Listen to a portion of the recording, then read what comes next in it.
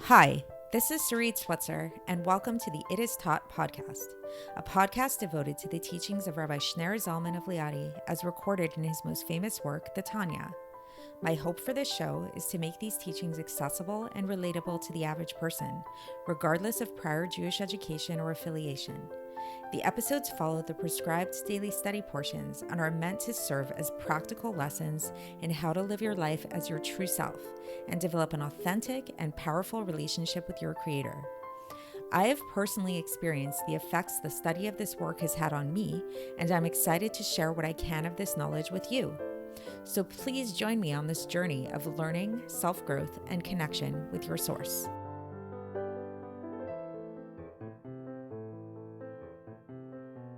Welcome to the It Is Taught podcast. This is episode 199 for the 10th of Sivan in a leap year. So on the 27th of September in the year 1905, Albert Einstein published a paper entitled, "Does the Inertia of a Body Depend Upon Its Energy Content?" And in this paper, Albert Einstein basically described the idea of how mass and energy are interchangeable, otherwise known as E equals mc squared. So subsequently, throughout many years that followed, there's been the discovery of quantum mechanics. And through quantum mechanics, we've come to understand just how true this idea of E equals mc squared, the interchangeability of mass and energy, really is.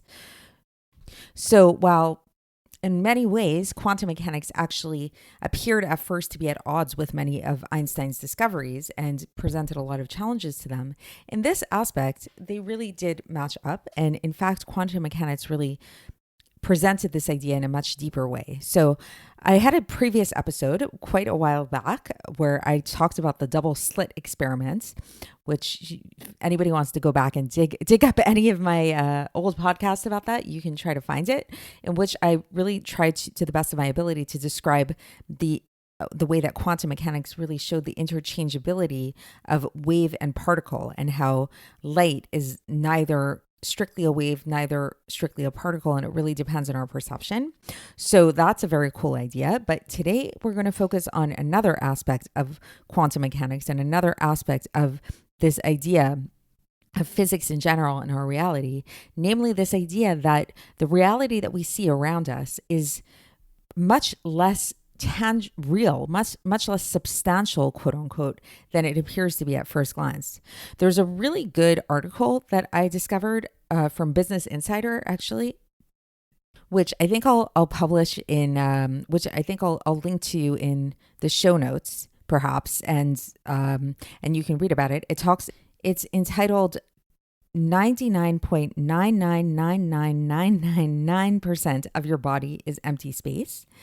And it basically just tries to explain this really crazy, mind-blowing idea about how you really break it down to the fundamental makeup of who we are and what our world is, it's really made up for the most part of electrons, which are really just empty space.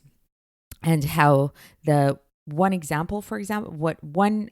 aspect of this, for example, that the article brings is that atoms, we know that they have a nuclei, which is like the center of the atom, and these nuclei are 100,000 times smaller than the atoms that they're housed in. So to bring that into some context, as is written in the article, if the nucleus were the size of a peanut, the atom would be about the size of a baseball stadium. And so, like, if we lost all of the space in us, each of us would be able to fit into a particle of dust, and the entire human species would fit into the volume of a sugar cube. So this is pretty crazy. And the article gets into this a little bit more in detail. And it also talks about how one way to understand this, because when push comes to shove, we do feel like we're here. We do feel very much alive and tangible. And the author of the article likens this to the idea of a fan, where like if a fan is blowing really, really fast, even though much of the fan is also empty space and the blades are only like a portion of the fan, nevertheless, we all know that it's really dangerous to put your finger in that fan because you most probably, God forbid, will get hurt by the blade. So we can kind of think of like the blades as being all around the fan, even though they really in reality are only making up a portion of the fan. Because of the fast momentum and the fast movement of the fan, then it's as if those blades are there entirely. So to the point that if we really pictured a fan that was moving fast enough, which is really kind of how we can think of our atoms that are spinning and rotating, then you could have very few blades and very small blades, and it would still have the same effect if the momentum were high enough. So this is the idea of E equals MC squared, of the idea that energy, enough movement really does create something which we think of as matter, some kind of tangibleness. So this is all by way of introduction to lead us into what it is that we're going to be learning today, which is this whole idea on a spiritual level, which takes it even to the next level, and which follows what it is that we've been learning about the nature of our reality. And that the nature of our reality is, again, according to Chassidus, not what it looks like on first glance. And this is where I think that science is sort of starting to match up on some level with what Chassidus teaches us. And we talked about how, according to Chassidus, the fundamental makeup of reality is it takes it beyond even the atomic and the subatomic level, and even further than that into the actual spiritual makeup of it all, which is the letters of speech.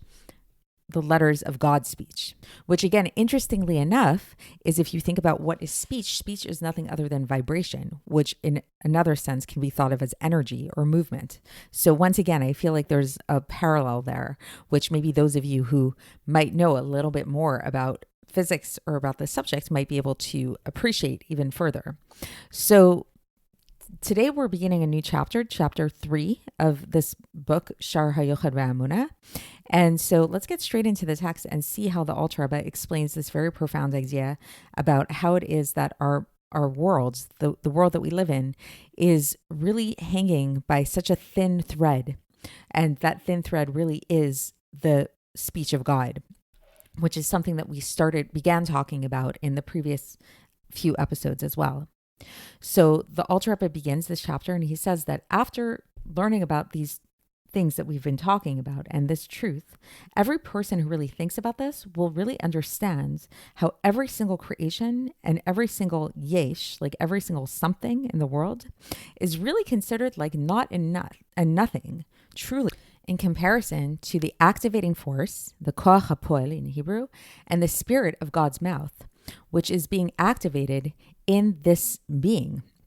And it's bringing this being always from nothing into something, always. So we talked about this yesterday, how like God it wasn't just a one-time event, ex nihilo, but it's something that's continuously and perpetually happening at all times. And so how is it, the Alter Rebbe asks, that these creations appear to us as being actual things and actual somethingness? They seem very tangible.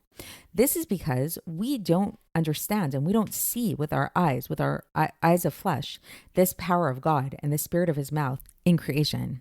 But if we were given permission to see this, if it was given to the permission to the eye to see and to understand the vitality and the spirituality that's found in every single created being that comes from the God's mouth and from the spirit of his mouth, then the physicality and the materiality of this created being would not be seen to us at all. Like it would vanish from our existence because it would be batal b'metzios. It would be nullified in its source, truly, in relation to the vitality and the spirituality that's found within it.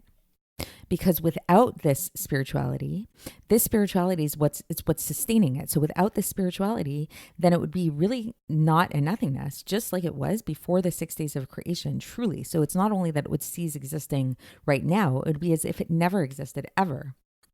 And the spirituality that is drawn into it, which comes from what comes out of God's mouth, from the speech of God's mouth and the spirit of his mouth, is the only thing that is constantly bringing it into being from nothingness and not and like emptiness into something substantial, into a true existence.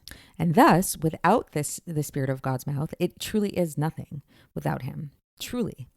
So that's the end of the section. So just to summarize and conclude.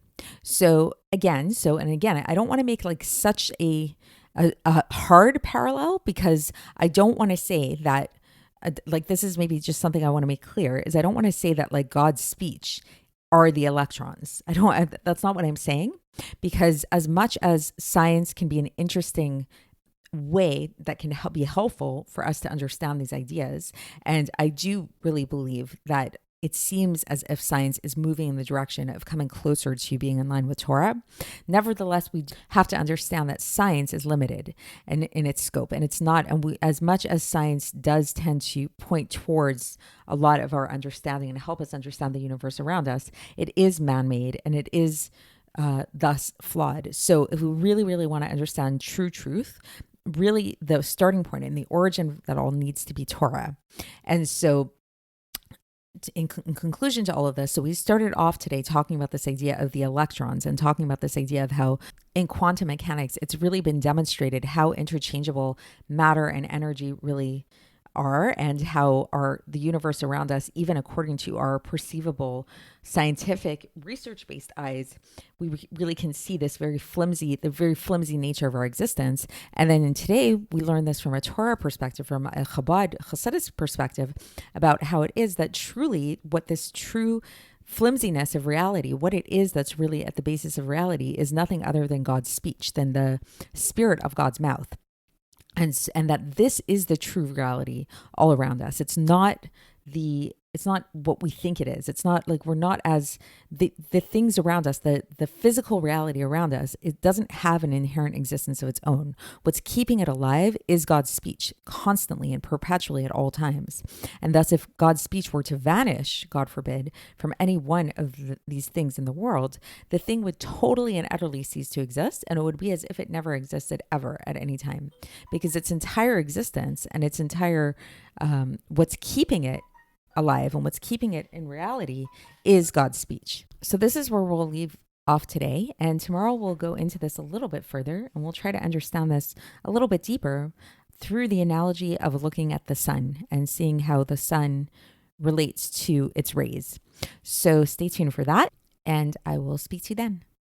Thanks for listening to the It Is Taught podcast, hosted by Sarit Switzer. This podcast is dedicated in loving memory of my maternal grandfather, Avraham Yitzchak ben Binyamin HaKohen of blessed memory. Music by Shoshana. If you enjoyed this episode and would like to support the show, please share it with others and subscribe on YouTube, Apple iTunes, Spotify, or wherever you listen to podcasts. And make sure to leave us a 5-star review.